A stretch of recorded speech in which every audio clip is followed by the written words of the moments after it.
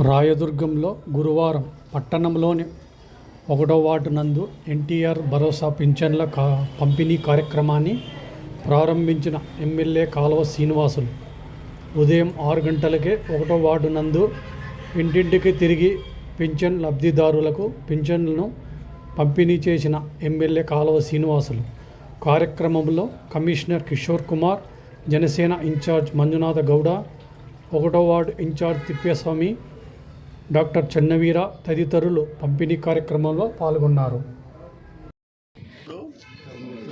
9,000 ఉండేది, అవునా? ఇప్పుడు 14,000 అంటే 5,000 పెరిగింది. చంద్రబాబు సార్ వచ్చి 5,000 పెంచినాడా లేదా?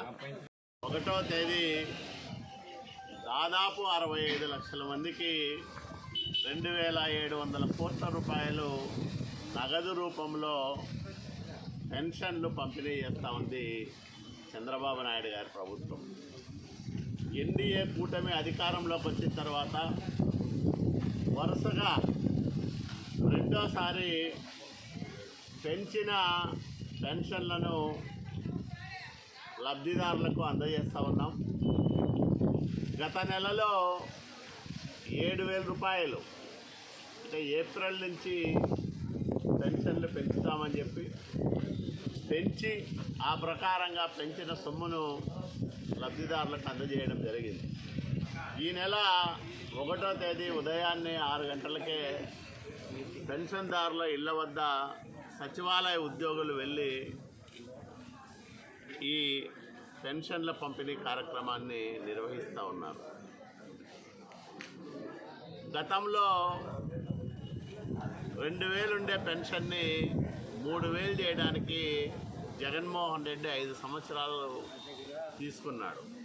చంద్రబాబు నాయుడు గారు 2014-19 మధ్యకాలంలో 200 నుంచి ఒకేసారి 1,000 రూపాయలు పెంచడం, 1,000 రూపాయలు ఉండే పెన్షన్ 2,000 చేశాడు. అంటే 200 నుంచి 2,000 రూపాయలు పెన్షను పెంచిన చరిత్ర చంద్రబాబు నాయుడు గారిదైతే 5 ఏళ్ళు పెన్షన్దారులను ఊరించి మోసం చేసిన హీనమైన చరిత్ర జగన్మోహన్ రెడ్డి.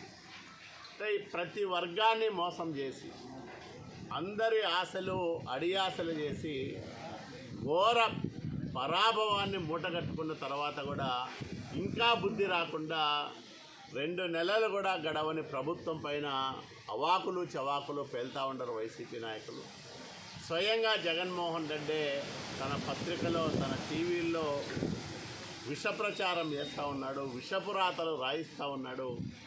దీన్ని ప్రజలందరూ కూడా గమనిస్తూ ఉన్నారు. అంటే జగన్మోహన్ రెడ్డి బుద్ధి ఇప్పటికీ మారలేదు, ఆ వక్ర బుద్ధి అట్లాగే ఉంది.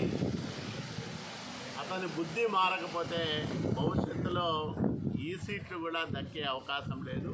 వైసీపీ కనుమరుగు కావడం ఖాయం. ఖచ్చితంగా తెలుగుదేశం, జనసేన, భారతీయ జనతా పార్టీ కూటమి ఆధ్వర్యంలో నడుస్తున్న ఎన్డీఏ ప్రభుత్వానికి మరో 20 సంవత్సరాలు ఆంధ్రప్రదేశ్ రాష్ట్రంలో ఢోకా ఉండదని మేము గంటా బజాయించి చెప్తా ఉన్నాం.